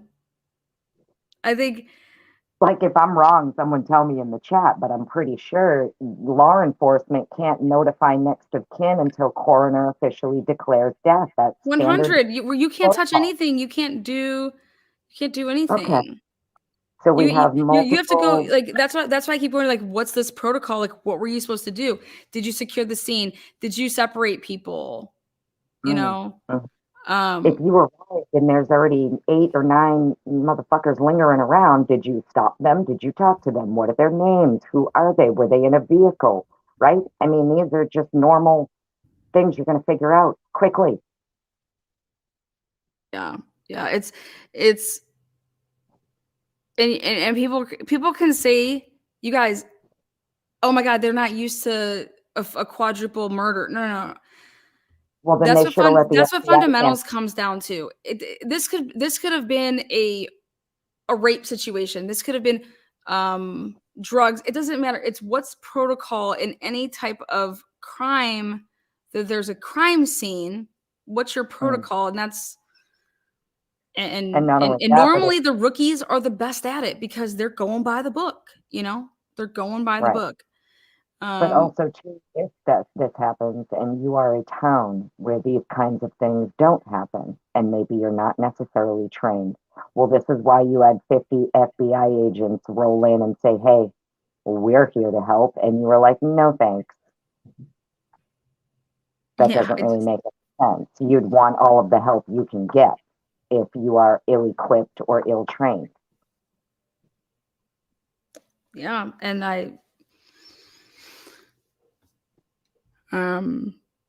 No, am I crazy? No, You I can think that tell you're me. right. I don't think you're Literally crazy. do I that mean, for all you I don't think those are pliers, but I think that they're great.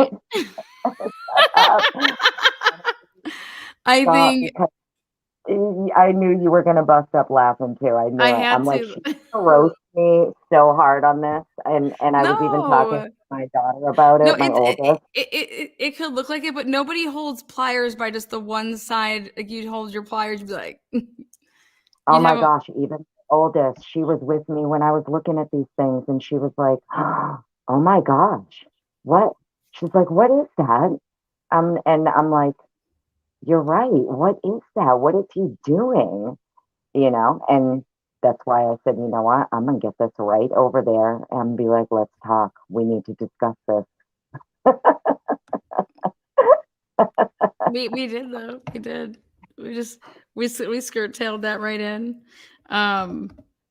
But yeah, I think that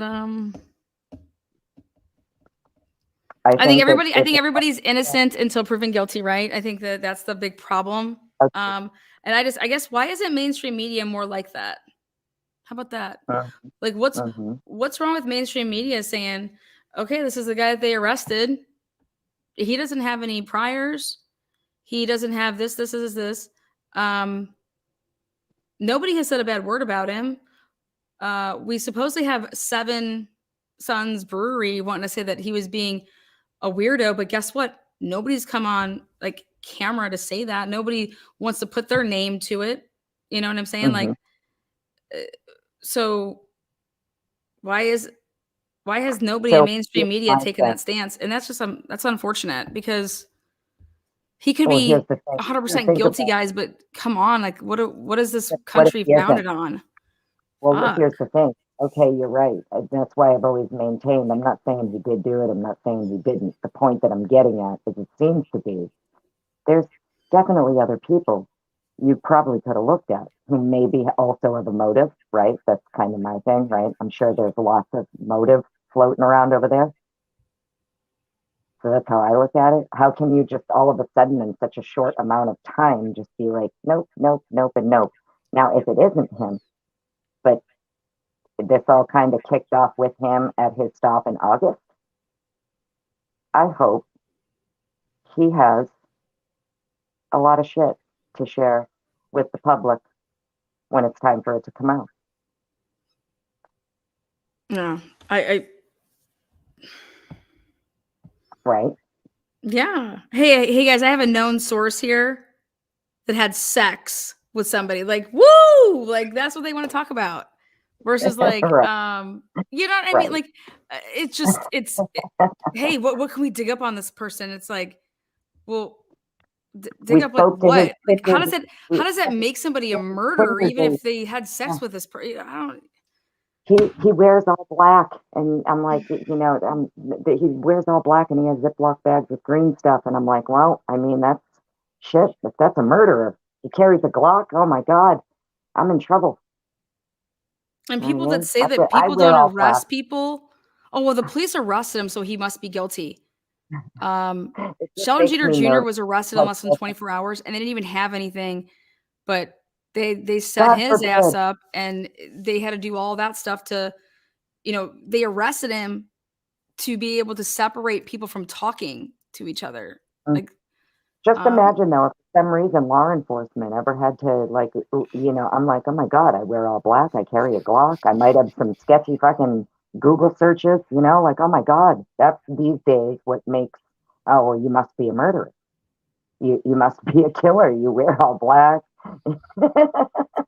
You carry a Glock, you carry some knives, you got a shovel in the trunk. I'm like, dude, that's like normal people, is it not? I don't know. I feel like that's normal.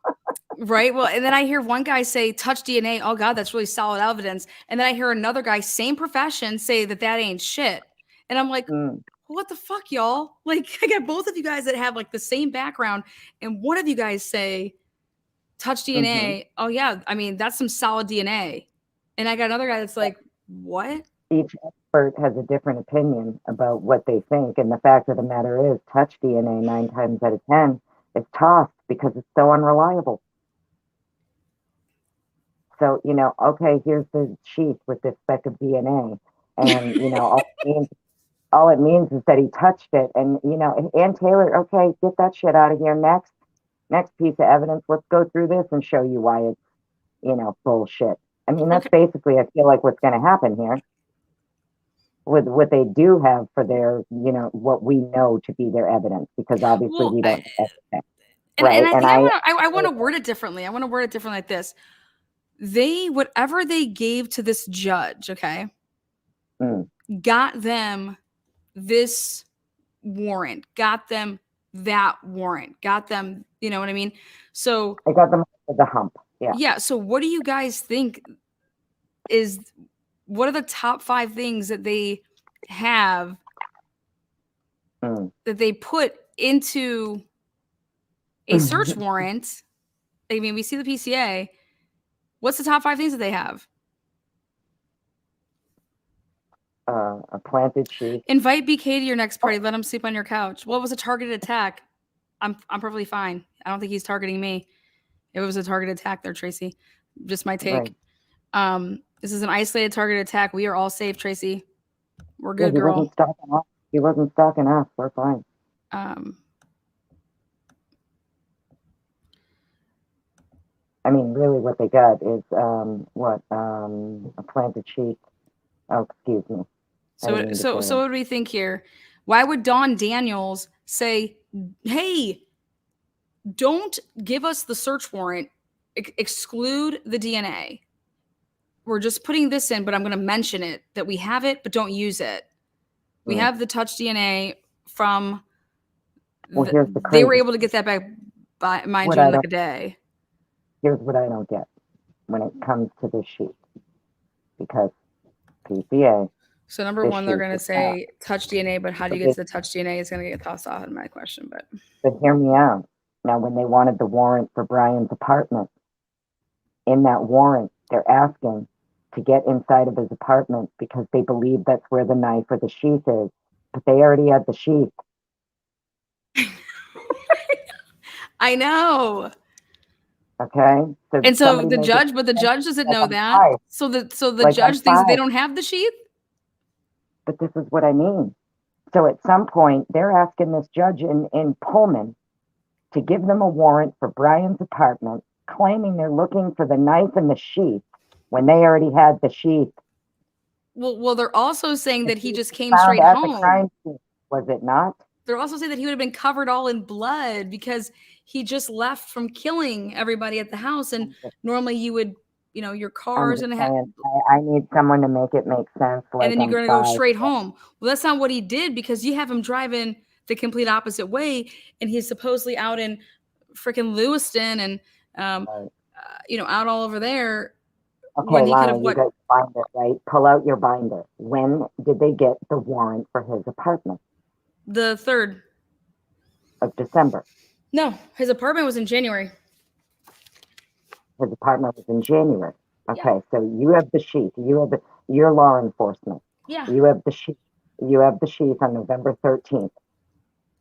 And then in January, you need a warrant for his apartment because you're looking for a sheet. Is that what I'm being told? Is that what they're telling us? Well, no, what they were telling us is that they believe that he would have traveled right after the crimes to his home residence, where there would be all this blood and all this Right. Specifically, transfer. they say in that warrant that they believe that the sheet and the knife would be in his apartment. So which I don't understand, because you have the sheath. You have the sheath already on November 13th, do you not? Because You have the sheath on November 13th. Okay. So then why would you be telling a judge to get into his apartment that you're looking for the sheath? Because in that warrant for his I think what's even more just mind blowing, because I actually got an interesting answer when I said, okay, well, have you ever heard of somebody writing up a search warrant and telling the judge, hey, we have DNA, but do not use it. We don't want you. I'm going to tell you all about this, but I don't want you to use it in issuing this search warrant for his apartment. And then go on to list. And here's Blaker's sworn affidavit and whatever he's writing. But we don't want you to use this familia DNA because we may have some admissibility issues. And if we have those issues, then everything that we would get from this apartment would be fucked. So why would you think that there'd be admissibility? Did you obtain the DNA in a bad manner? Because the way that it's worded is you are trying to prove probable cause to the judge that you have a reason to go in his apartment. And the reason is because you believe the weapon and the sheath for the weapon that was used in the commission of this crime would be in his apartment. But you already have that sheath. So the sheath would not be in his apartment if you already picked it up at the crime scene on the 13th. It doesn't make any sense. Why are you looking for a sheath in his apartment when you supposedly already have the sheath? Well, let's see here. Brian Kohberger. Let's pull up his. Let's give you guys. Right. Oh yeah, I'm gonna give you the exact wording on that. Search. I'm not looking at the document while I'm on the call with you, but I feel Oh no, like I am. I got you. I'm gonna pull it up. I remembered it pretty good. And if I remember correctly, the way that they worded it was that they needed to get into his apartment. They said they were looking for the knife. They said they were looking for a bunch of things. And the sheath. And the sheath. I'm telling you, girl, it says. Yeah, no, they were looking for the sheath. 100%. There was. But why? They already had it. Well, why did they do half of the shit that they did? Right? Like, I'm not, okay, I'm not no goddamn criminologist, but I can tell you this. I don't understand why you're looking for a sheath you already got. That don't make no sense, okay? And I don't need to be, some PhD in criminology to understand that. I don't understand why you're looking for a sheath you already have. All right, I got Don Daniels here. Home PA, conflict interest, public requesters. Okay, let's see what we got here. All right. Here we go, Don.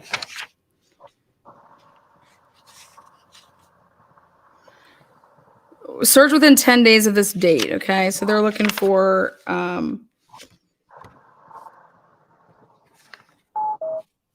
to seize if located blood, bodily fluids, any other human tissue, skin towels. Number 2, knives, sheaths, or other sharp tools, including any dagger, dirk, or sword. That's number 2. So you have, this is the 12/29/2022. This was for the, yeah. But they've already had the sheath. They've had the This sheath was for for over a his month, this is for and his they're looking for apartment. a sheath. Yeah. This was for his apartment, and they already had the sheath, so they were looking for a knife, sheath. What the fuck? I feel like we're being punked or something. I swear. It's like it Let's see doesn't what make else sense. they were looking for. Again, 12/29, and then they were there. Yeah, because I made notes about it. This is what they ended up finding. Walmart receipt, 2 Marshalls receipts, dust container from the vacuum, 8 possible hair strands, 1 fire stick, 1 possible animal hair strand, 1 possible hair, 1 possible hair, 1 possible hair, 1 possible hair strand, 1 computer tower, 1 collection of dark red spot collected without testing, 2 cuttings from uncased pillow, and 2 top and bottom of mattress cover packaged separately, both labels C. And I said, where was the router? Then I realized that they didn't have a router because it was like a campus thing. So they were looking for a sheath, even though they had Number the sheath. 2 was a sheath. And let's see what this one says. I'm just double checking. Yeah, number 2. Knives and sheaths, plural, both. Anything that was sharp. Anything that was sharp, basically. But they didn't take anything that was sharp. Right, I noticed. It just seems like he didn't have anything Right. So in his out of that apartment, sheath- but everything, they took the world out, you know. Mhm. Mhm. So they have the sheath, and they're still looking for the sheath, even though they have the sheath. Well, because I Okay. don't think that, what if the sheath doesn't match I've said this since jump. Well, how deep and thick are these wounds, and would it be able to be said that the knife sheath that was there is smaller Then the knife. than the caused knife the- that Right. than the wounds? Yeah, agreed. So, Well, then all of a sudden, wherever that sheath came from, somebody's got a big problem if that sheath doesn't match the knife. And where did it come from? Because I swear that thing magically appeared out of thin air. I think the body cam's going to be interesting. I'd be interested to know if maybe somebody already knows this, and I just don't. It's a piece of information that I haven't learned. Is he left-handed or right-handed?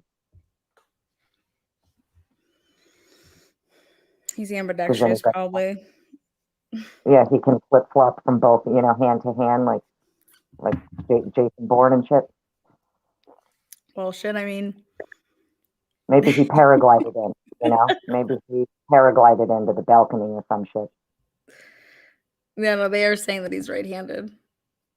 He is right-handed. Okay. So the person, in order for them to be able to leave the sheath to the right of the body, the knife would be in their left hand. They'd be a lefty. If the sheath is to the right of the body.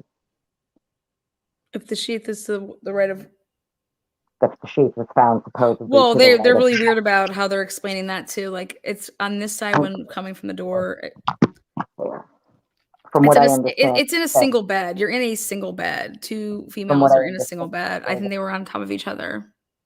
well, the way that it was worded was that it was to the right if you are looking at the body of Maddie on the bed, which means if you are, say, even in a tussle and you have to place it down, you drop it, it's still going to be in your right hand and the knife would be in your left. I haven't Yeah, I I haven't think even- I don't think it makes any sense whatsoever. I'm just saying, I have an EDC knife that I carry every day. Okay. So I understand fully what side of my body it's carried on because of the hand that I would use to grab it with if I needed to. Correct. You Yeah. understand? Yeah, So- I would never have a knife on my left side of my body if I'm right-handed. I'm going to be making sure that my dominant hand is going to have access, right? Yeah. So if it's to the right, the way that I'm reading it, Yeah. your perpetrator would more than likely But then be this is arrested. what they say, you can't think about you can't get in the head of what somebody would do or wouldn't do. And I'm not trying to get into anybody's head. I'm talking about when they would have put their pants on that day, when they would have put their shit on that day. I'm not getting in anybody's head. I'm saying, how would they Right. normally, The chief would since be you on the watched them for this long, it's just like, your chief is probably going to be, depending on what you, how you get dressed every day. If you're a person who's carrying like an EDC, like an everyday carry knife, you're gonna yeah. How put about it on this? the When you're walking out of the house and you just have a knife in your hand and you know that you had it you put it away, right? You had it in a sheath. Like- So when do you realize that you don't have your sheath with you? like my weapons will just say like your Glock. My Glock sits on the same side as my everyday carry knife, same as my everyday carry firearm. Okay, so when you Yeah. would take your knife off and you would go to put it away, when would you realize that you didn't have the sheath? Oh, I mean, I'm gonna notice that immediately. Actually, So when do you think that Brian or whoever did this noticed that they didn't have their sheath? I don't. Well, that's a question I can't answer because here's why. A, I don't believe that it's his sheath. Furthermore, I believe it was planted. So that's Yeah, my honest answer to your question. Yeah, but I just think that Now, if you would okay, know. so You would did when I think it's gonna be interesting. Dylan's testimony. That Dylan, did you see a knife when you saw that's gonna be a really important question. Like, did you see a knife? and K-bars aren't that small.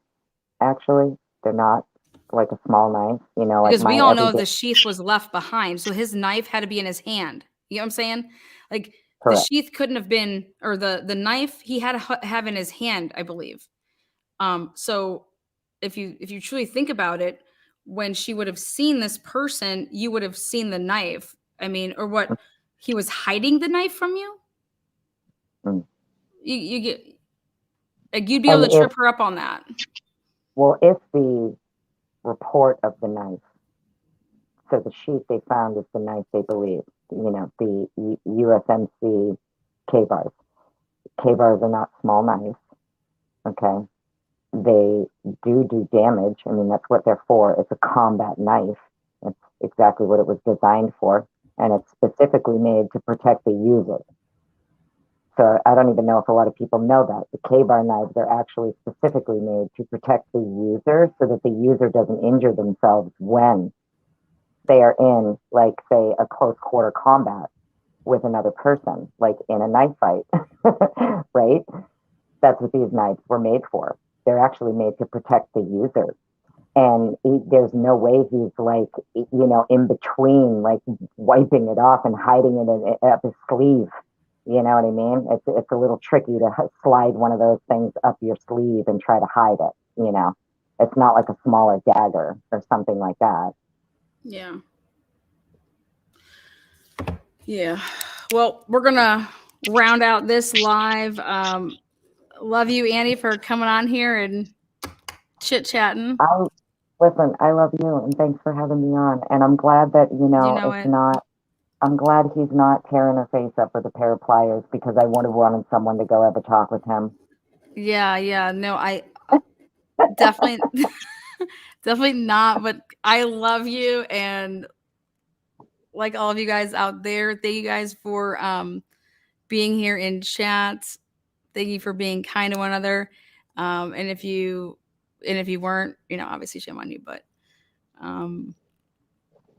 yeah, I think it's a lot, this case, for anybody to talk about it who hasn't been following it and to know all the details about it. I think that's very, very difficult to do. Even if you're going to talk to a 10-year vet, 30-year vet, that doesn't, if you don't know the situation and all the stuff, then how do you comment on something that you don't know? So I think that that's always difficult. And it really puts it into perspective for me to then, when I hear people talk about the case, notice why they only talk to somebody for like a minute to 4 minutes, and then all right, thanks for being here, see you later. They don't have details because they don't know them. They don't know the details. Well, I just think too that the families of these kids know that they got a lot of people. Really, just the whole world is screaming for justice for their kids, and I hope they know that. Yeah, I just, I think this is this isn't just like some. I think this case is very different than your average, quote unquote, he's just a crazy person, and this crazy person just went out and alive four people for no reason, just because he wanted to go have a thrill kill, or he, somebody called him fat, or you know what I mean, something like that. I just, yeah, I'm with you. I don't think that's just, yeah. And then what's also interesting to me is that there is situations, guys, when things happen and it then makes a bigger spotlight on other things that were going on. And when those type of situations come around, we're not supposed to like close our eyes to that. So we hear about that in cases a lot, that you come across something and it basically opened up your eyes to, for me, the sorority and the fraternity lifestyle is no joke. And that's my son is not going anywhere near anything like that. Not if I can do something about that, because it was to listen to people like you guys out there that have talked to me about it, because you guys lived it, and that this stuff was going on about drinking and drugs, and that you're forced to do things. And then when you come across a mate that maybe had too much to drink, you're not allowed to call for help. And that's sad to me. That's not normal. That's not normal. We're supposed to help each other. We're supposed to be there for people that we care about. We don't, I can drink more than you, and then when you are foaming at the mouth, I run out the room. It's nuts. But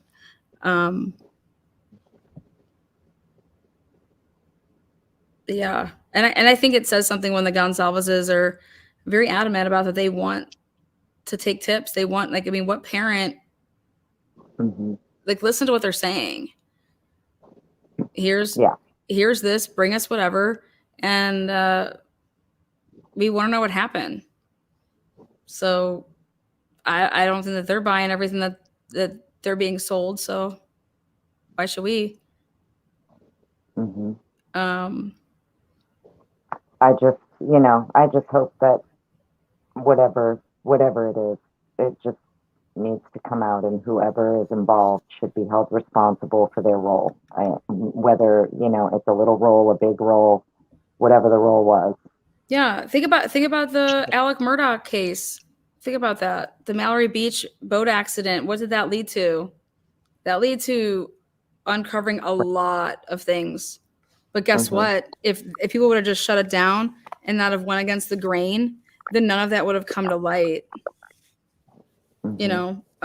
So take it, everybody can have their own opinions about it, but well, I just hope I'm logic. Yeah, I'm just gonna keep saying my prayers for the families. And yes, me too. Me too. You rock. Keep doing my thing. You rock. Love you to death. And again, on your way out, thumbs up, thumbs down, make yourself known. And good night, Lana. Good night, Kat. Good night, honey. Take care, babe. She's great. She's awesome. Give it up for Annie. High fives to Annie. Annie, you rock.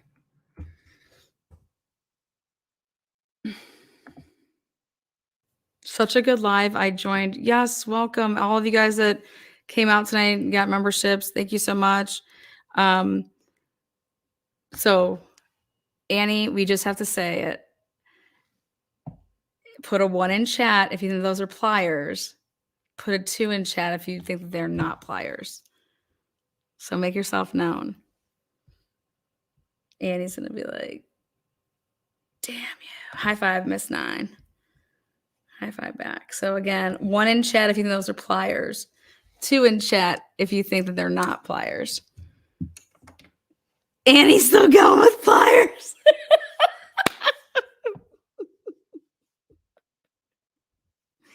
God, that's why I love you, girl. I have to go back. Just gonna have to start a poll there. Annie loves it. I knew it. All right, you guys rock. Till next time. Be kind. Be kind. Again, thank you, mods. Appreciate you.